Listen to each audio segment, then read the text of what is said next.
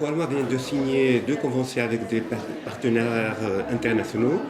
Pouvez-vous, s'il vous plaît, nous présenter brièvement la Coalma et le contenu de ces deux conventions qui viennent d'être signées aujourd'hui au siège de la CGE? Alors, Coalma est une plateforme qui rassemble l'ensemble des acteurs impliqués dans le domaine de l'eau et de l'assainissement. Je veux dire par là le secteur public, donc à travers les ministères, mais aussi les opérateurs publics, les privés, l'université et la société civile. C'est une association à but non lucratif qui est ouverte aux personnes morales et pas aux personnes physiques. Elle a été créée dans le sillage de la préparation de la COP 21 dans le cadre d'initiatives appuyées par la CGEM. Et donc nous existons depuis la veille de la COP 21. Voilà. Parmi nos membres, nous avons bien sûr le secrétariat d'État à l'eau, les hauts commissariats aux eaux et forêts, le ministère de l'Agriculture, la CGEM, le CNDH, la Comader, et nous avons dans les structures des opérateurs privés comme la COSUMAR, la LIDEC, Veolia, et nous avons l'OCP, nous avons l'université Mohamed V de Rabat, Mondiapolis à Casablanca, et en association, deux associations professionnelles. Je parle des structures, pas des membres. La COVAT, qui est l'équivalent de la Coalma pour les déchets, et l'AMEPA, qui est une association de professionnels de l'eau. Alors évidemment, nous avons un conseil scientifique en même temps qui est présidé par notre vice-président, M. Fikret, directeur général de la COSUMAR. Aujourd'hui, nous avons tenu une table ronde de réflexion sur les partenariats publics-privés, toujours dans le but d'une gestion durable de l'eau.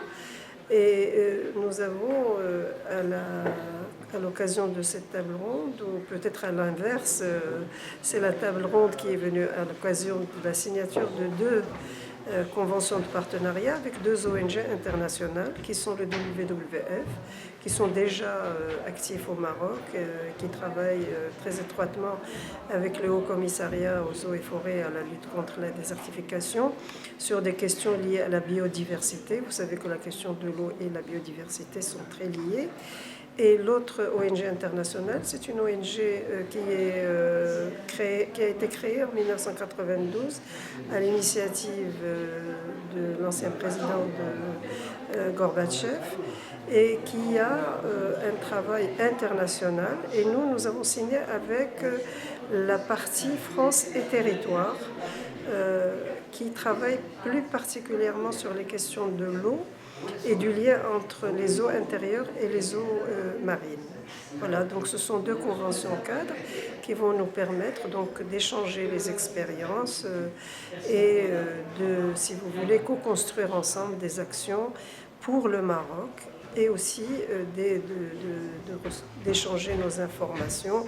Et un autre élément qui est parmi les missions de la Coalma, de diffuser l'expertise marocaine, parce que le Maroc ne le dit pas assez, mais le Maroc a une expertise très intéressante qui s'exporte en ce moment dans le domaine de l'eau et de l'assainissement.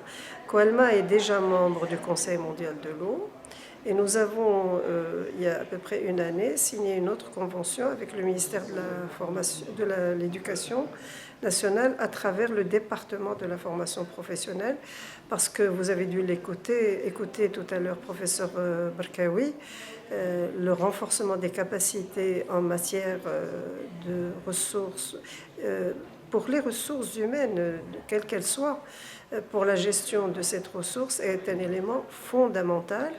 La formation, mais aussi l'éducation et l'innovation. Et donc, tout cela passe à travers la formation et parfois l'enseignement supérieur. Nous avons des écoles d'ingénieurs au Maroc, des écoles d'agriculture. Et toutes ces écoles d'ingénieurs ou d'agriculture répondent à des questions qui relèvent de la question de l'offre. Maintenant, il y a encore des efforts à faire en matière de gestion des demandes, parce que la gestion des demandes nécessite des disciplines qui n'était pas tellement dans le cursus des ingénieurs et qui commence à l'être, comme le droit, la fiscalité, l'économie, les finances, l'anthropologie, la sociologie. Et la gestion des demandes de l'eau nécessite véritablement le recours à des informations différentes que celles des disciplines techniques.